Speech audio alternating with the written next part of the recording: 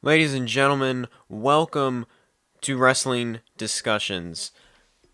In today's episode, I want to unpack quite a bit.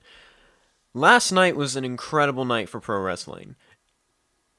Now, I didn't watch Rampage, but I did. Look, I didn't watch Rampage, and I know a lot of people might be upset with that because, oh, it's AEW, and oh, Rampage.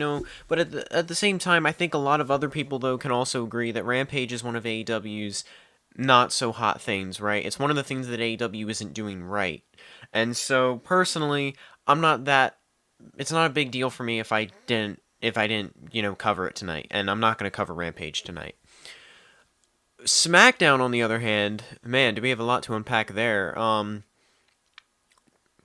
When looking at what we saw with John Cena, first off, freaking incredible. Dude hasn't wrestled since 2021, August, came back, and honestly, vintage John Cena as always. I mean, he said it himself. Dude has wrestled every year for the past 20 years. He's had at least one match per year.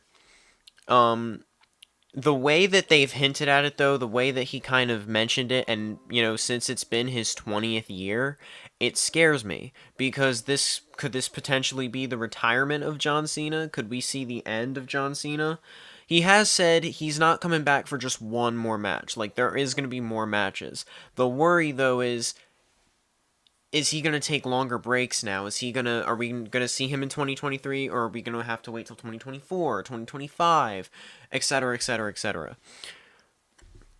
Now, when talking about the actual match that we saw John Cena in, and the stipulation of that match, in the sense that what it means for the future of the Bloodline and the future of Kevin Owens, well, there's a lot to unpack right there. Earlier in the night on SmackDown, Sami Zayn was actually told by Paul Heyman about the crowd chanting for Sami Zayn. Now, I don't know if this was a direct order from Roman, or if this is strictly coming from that of Paul Heyman, the wise man. But either way, this could be bad news for Sami. I think it's safe to say that everyone in the WWE universe, as well as pro wrestling fans everywhere, has been predicting the Bloodline betraying Sami Zayn for quite some time. And I think it's safe to say that after what we witnessed last night, that betrayal is coming sooner rather than later. Now, Sami Zayn's run in the Bloodline has been quite impressive.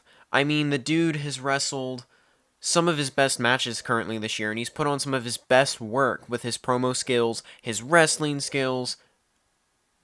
The dude is just a world-renowned talent, for sure. And him and Kevin Owens, they benefit each other so well. Same with the Bloodline. The Bloodline and Sami Zayn work very well together. Sami Zayn and Jey Uso's, their collaborative storyline that they had for the past couple of months up until now was honestly very entertaining. It was very good, and it allowed Sami to put on some of his best work. Now, all in all, the Sami Zayn betrayal, when this happens, when the Bloodline does potentially betray Sami, I personally think that Sami Zayn would betray the Bloodline instead. I think that would make better sense. But at the same time, they're really hinting at it, and there is a very strong potential currently of the Bloodline betraying Sami Zayn, especially after Sami was the one that got pinned to lose this match. Which, Roman Reigns has not lost a match since 2022 January, and he wasn't even pinned or submitted in that match. It was via disqualification. The man has not been pinned in over 1,000 days, and so this is definitely going to hurt his career, for him anyway. Storyline wise, this is going to hurt him deeply, and it's going to lead to an even better opening for him in the Bloodline to want to betray Sami Zayn, and for wanting to kick Sami Zayn out of the group. Now, when talking about the Bloodline and the match itself, like what this means for Kevin Owens, this means quite a lot. Kevin Owens, it's been talked about before that there's a potential of Kevin Owens fighting Roman Reigns at the Royal Rumble for the undisputed WWE Universal Championship. We've seen Kevin Owens fight Roman Reigns for the undisputed WWE, well, not the undisputed, but we've seen Kevin and Roman fight each other for the Universal title on multiple occasions. In fact, these guys have fought before all the way back in 2016. They're still fighting today. These two have put on some of the best work they could together. And so I think Kevin and Roman, their rivalry not ending, I think it's a great storyline. I think it's great for the I think it's great for the entirety of the WWE, because I think at this point Roman Reigns needs more challengers, and he needs more challengers that are of I don't know, more he needs more challengers that are a little more homegrown, like more WWE based. I mean, no offense, but his last match was against Logan Paul, and as entertaining as the match itself was, I want to see him fight like bigger names, like Kevin Owens, like Drew McIntyre, like Seth Rollins. I want to see more names step up to the plate. I want to see more names fight Roman Reigns, get in that position with Roman Reigns for the Universal title. I'd love to see it. I hope we get to see it, and I think the Royal Rumble, hopefully it's going to be a great event. I think it's going to be a great one. And I'll talk a little bit more about the Royal Rumble in a later episode as we get later down the line, in terms of this, where we are with everything in terms of pro wrestling. Now, switching things over to the women's division. So, last night there was a scheduled match. Ronda Rousey was going to be defending the SmackDown Women's title against Raquel Rodriguez. Now, this match obviously has a lot of rivalry to it. Raquel Rodriguez and Ronda Rousey going way back. Even before that, of the issues that Raquel has suffered with Ronda, with Shotzi. In fact, this is going all the way back to when Ronda first won the SmackDown Women's title back in April. Well, I'm sorry, not April. I think she won it more so in May. But around that time, when Ronda won the title, one of Ronda's first title defenses was against Raquel Rodriguez, and it was a great match. They shook hands at the end of it. I thought it was a great sign of respect. I thought it was a great match in general. Now, after Ronda lost the belt, won it back, and then turned heel, it's safe to say that she lost that respect for Raquel Rodriguez, and Raquel lost that respect for Ronda Rousey, so, it's a mutual thing. And after everything they went through with each other due to the issues of Shotzi, and, Shotzi getting injured, and then Shayna Baszler and Ronda Rousey absolutely destroying the arm of Raquel Rodriguez, I think it's safe to say that these two have what could be considered a bit of rivalry. So last Friday, when we saw Raquel Rodriguez win a gauntlet match, defeating a number of other women to fight Ronda, it was very impressive by Raquel, even with the injured arm. And so Raquel Rodriguez going into this match last night against Ronda Rousey for the SmackDown Women's title, I think it's safe to say that many people pretty much knew in their hearts that she wasn't going to win. And she didn't, unfortunately. But I think a lot of people can also say that they weren't expecting what was going to happen next. So after the match, Ronda Rousey successfully retaining the SmackDown Women's title, we saw Charlotte Flair make a return. And Charlotte Flair has not been seen in the WWE since at least May, since WrestleMania Backlash of 2022. And Charlotte Flair, 13-time women's champion, well, let me rephrase that. She is now a 14-time women's champion. So Charlotte Flair making her return, making her way to the ring, grabbing a microphone, and essentially her and Ronda, honestly, Ronda's a really good heel, and I think everyone knew that from day one of her signing to WWE, that Ronda Rousey would make a great heel. Because she's in that UFC sports entertainment in the sense that if people boo you, then they boo you. And I think Ronda's in that position where she doesn't care if she gets booed, so she doesn't care what she says or does. And that's where, as a heel, that really benefits her. And so, in her position with Charlotte Flair, she essentially said, she essentially called Charlotte out and said, "Oh, you want to fight at the Royal Rumble? Oh, you want a match at WrestleMania? You want the title back, but you're not going to get it back." And Charlotte Flair said she wanted the match right then and there. Ronda accepted the challenge, and what was very shocking to everyone, Charlotte actually pinned Ronda Rousey. She rolled her up for the 1-2-3 count and became a 14-time women's champion. Charlotte Flair as SmackDown Women's Champion, it's interesting to me because, like I've said before, well, I can't say that because this is my first episode, but like I've talked about to other people before, Charlotte Flair is a SmackDown.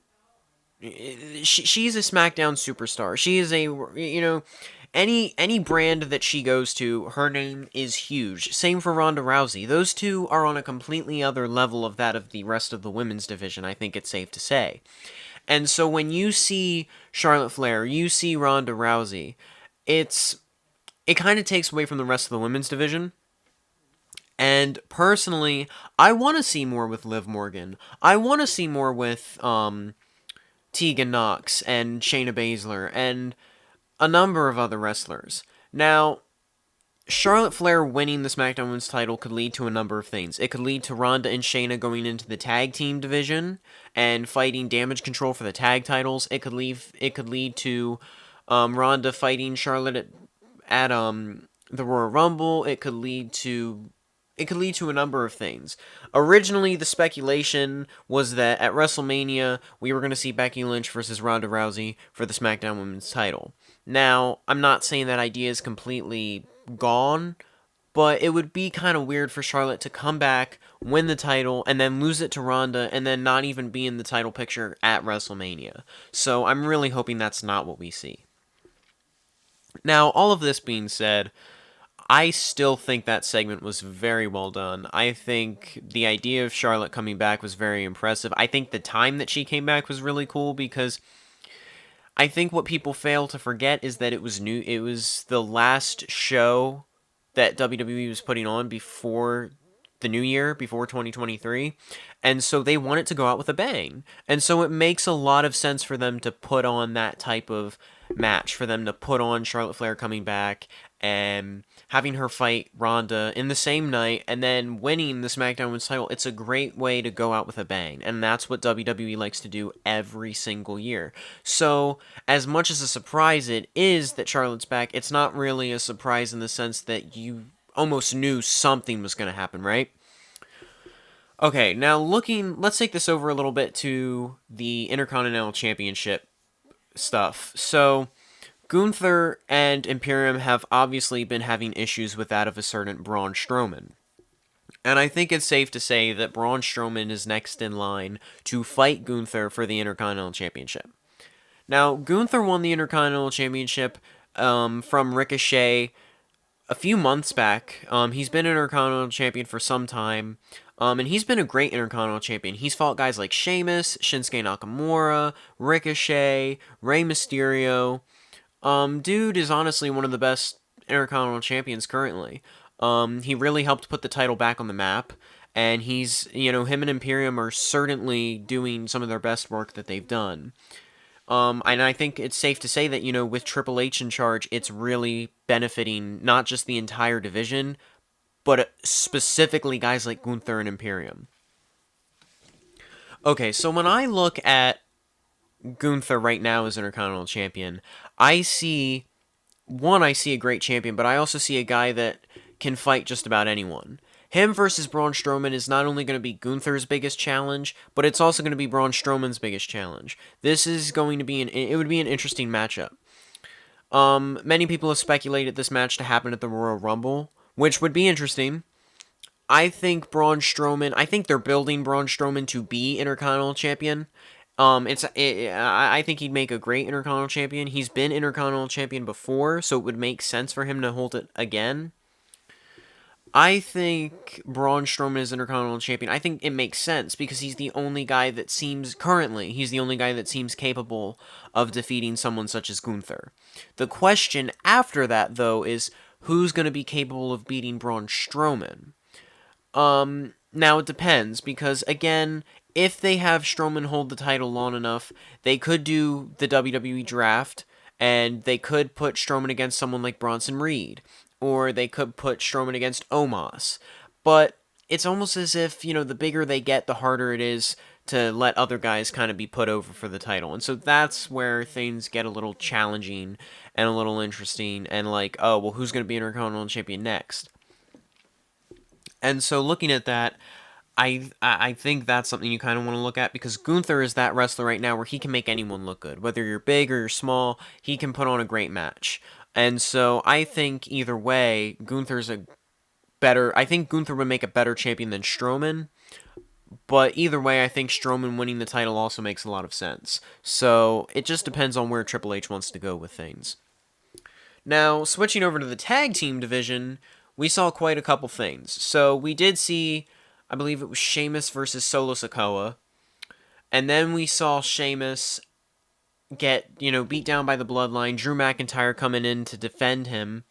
And this is something that I've thought about before.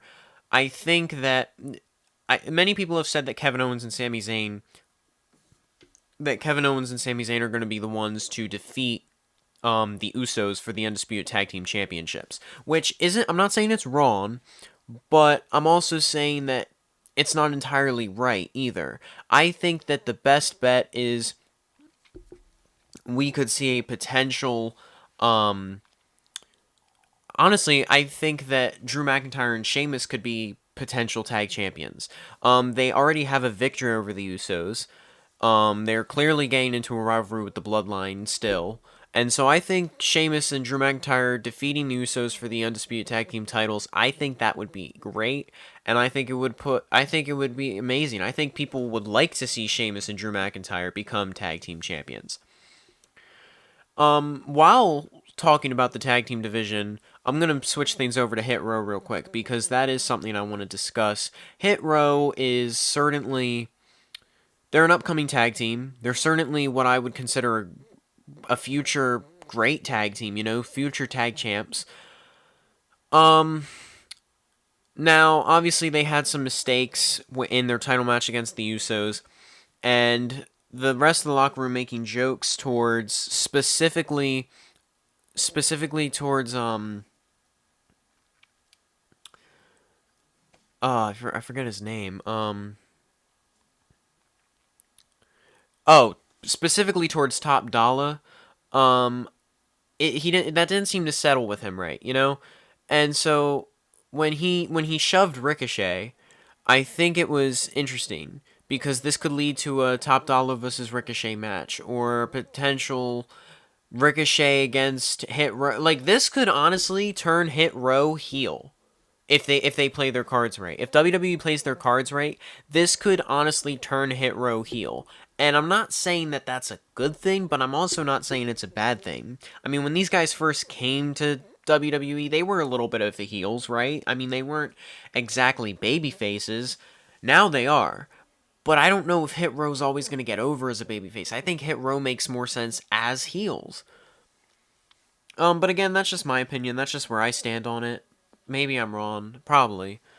Now, let's divulge into this Bray Wyatt thing real quick. So Bray Wyatt has obviously been having his issues with LA Knight. And Bray's also been having this, these demons visit him, one of which is the name Uncle Howdy. Now, Uncle Howdy is an interesting character. Many people have said that it could be Bray himself, but a lot of people are also speculating that it's Bo Dallas. Now, I'm not saying this is wrong. Bo Dallas and Bray Wyatt are brothers in real life. And so Bo Dallas, as far as I know, is good friends with Triple H. Like, Triple H really liked Bo Dallas in NXT. He really liked Bo Dallas in WWE. Bringing Bo Dallas back would be a smart decision, and I think it would make sense if Triple H did that. So all in all, I think this could be a potential return from Bo Dallas. I think Uncle Howdy could be Bo Dallas, but again, it just depends. So that pretty much concludes everything with SmackDown. Again, into the Bray Wyatt conversation, we saw Uncle Howdy attack Bray, and so we don't know if Uncle Howdy is on the same side as Bray Wyatt, or if he's not on the same side as Bray Wyatt. But again, there's still so much left for us to be certain, and so I'm really not sure on that part. But what I am certain of is that Bray Wyatt, like his whatever he's doing right now, it's only just beginning. Bray Wyatt is going to have a great run back in the WWE. I can see it now, and I think it's going to be great. And while we're on that topic, I'm going to kind of transfer over from SmackDown and talk about this Monday, this upcoming Monday, the day after New Year's. We have a very interesting women's championship match. For the Raw Women's Championship, we will see Bianca Belair defend the Raw Women's title against Alexa Bliss. And, well, we've been seeing Alexa Bliss go demonic again. Alexa Bliss during COVID, so around 2020, she began to show a creepy, witchy, demonic side. And she became partners with Bray Wyatt. Since Bray Wyatt's return, we've been seeing little tidbits of Bray maybe trying to re-brainwash Alexa Bliss, maybe trying to get back inside the head of Alexa Bliss.